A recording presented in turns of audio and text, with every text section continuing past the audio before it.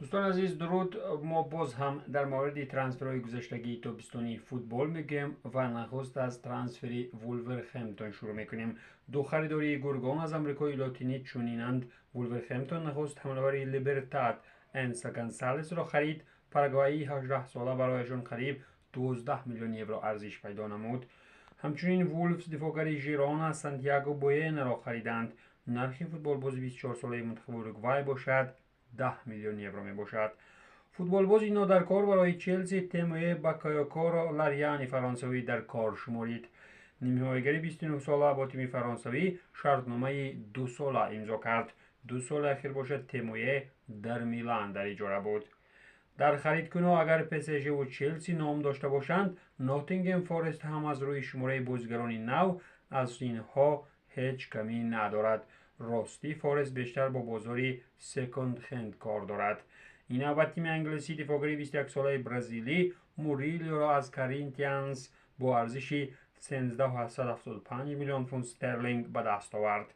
این بازیگر موسم جاری 13 بازی در چمپیونات برزیل گذرانیده است.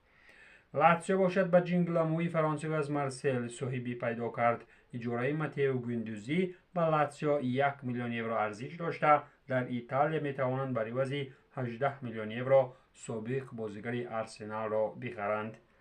بروسیا دورتموند باشد این تابستان با بهترین نشانزنی وردر پیراهن خش پوشانید. این هم نیکلاس فیولگروگ است که بر عوض 13.2 میلیون یورو به شهر دورتموند آمد.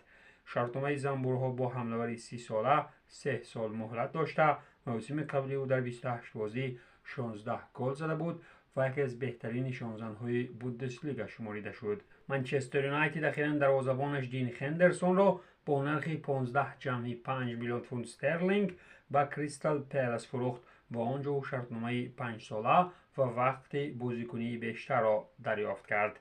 موسم قبلی دروازه‌بان 26 ساله در ناتینگهم فارست گذرانیده بود. نتانیل فیلیپس باشد طریق اجاره تا ماه ینوری سال 24 راه سمت سلتیک را پیش گرفت.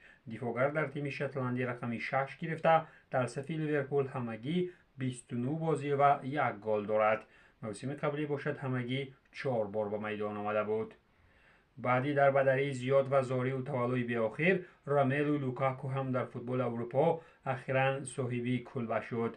بعد آنی که در یوونتوس مخلصان ضد امضا کنی شرطنامه با لوکاکو برآمدند و هیچ کس گیگانتی بلگیایی را نخواست، ولی ژوزه مورینیو به دادش رسید و او به روما به 1 سال از چلسی به اجاره آمد.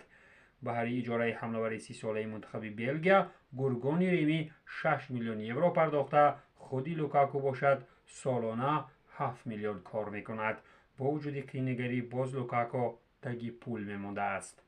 دیناموی مسکو باشد نوابسته از مناسبت‌های سرد اروپاییان با روسیه بازیگرش را به چمپیونات ایتالیا فروخته توانست.